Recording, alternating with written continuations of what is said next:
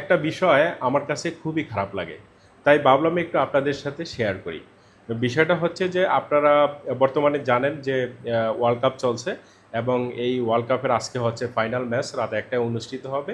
এবং এই final match উপলক্ষে কিন্তু দেশের বিভিন্ন জায়গায় আপনার বড় বড় এলইডি স্ক্রিন টানানো হয়েছে যে খেলা উপভোগ করার জন্য।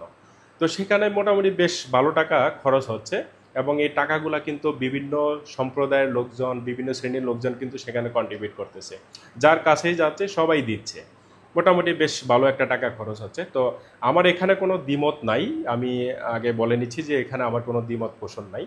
তো আরেকটা বিষয় একটু আপনাদের সাথে শেয়ার করি, সে বিষয়টা হচ্ছে যে আহ, বাংলাদেশ পরিসংখ্যান ব্যুরোর ২০২২ সালের জনশুমারি অনুযায়ী দেশে ৯১.০৪% জনসংখ্যা হচ্ছে মুসলিম ধর্মের অনুসারী।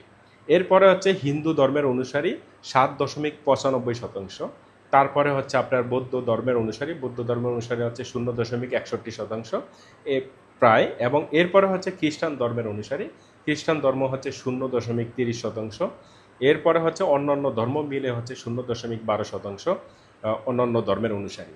তো বাংলাদেশে কিন্তু মানে একেবারে সবচেয়ে বড় শতাংশের পরিমাণ ৯১.০৪ হচ্ছে মুসলিম ধর্মের অনুসারী, যে আলহামদুলিল্লাহ যে আমরা মুসলিম ধর্মের অনুসারী।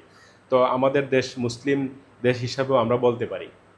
তো আমার মেন যেটা আমার কাছে সবচেয়ে বেশি খারাপ লাগে, যে আজকে ওয়ার্ল্ড কাপের উপলক্ষে যে আপনি এলইডি স্ক্রিন টানানোর যে খরচটা আপনি সাথে কন্ট্রিবিউট করতেছেন, সেটা আনন্দের সাথে কিন্তু কন্ট্রিবিউট করতেছেন, সেখানে কিন্তু আপনার কোনো দ্বিমত পোষণ নাই বা আপনি কোনো বিরূপ মন্তব্য করতেছেন না। সেখানে কিন্তু মানে চাইলে আরও বেশি বাড়াইয়া দেন, কারণ সামনের একটা সিট পাওয়ার জন্য।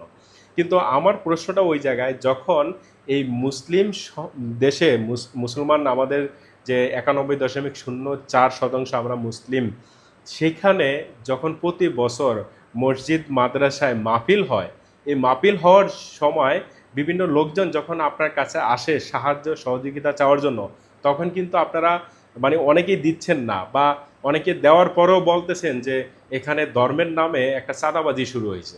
মানে এই যে বিরূপ মন্তব্য করেন ভাই, যে আপনি মুসলিম হয়ে এবং এই মুসলিম মানে সংখ্যার দিক থেকে সবচেয়ে বড় একটা সংখ্যা হচ্ছে মুসলিম, তো সেই দেশে আপনি এই ধরনের বিরূপ মন্তব্য করতেছেন। মানে এইটা না আমার কাছে খুব খারাপ লাগে মাঝে মাঝে, যে আসলে আমরা মুসলিম দেশে জন্মগ্রহণ করে এবং মুসলিম ধর্মের অনুসারী হয়েও আমরা এই ধরনের বিরূপ মন্তব্য করে থাকি। ভাই, আপনি না দিচ্ছেন, না দেন, সেটা আপনার ইচ্ছা, যে আপনি না দিতেই পারেন, দিবেন না, আপনি ভালো না লাগলে আপনি দিবেন না, কিন্তু এই ধরনের মন্তব্য কেন করেন ভাই? এই ধরনের মন্তব্য থেকে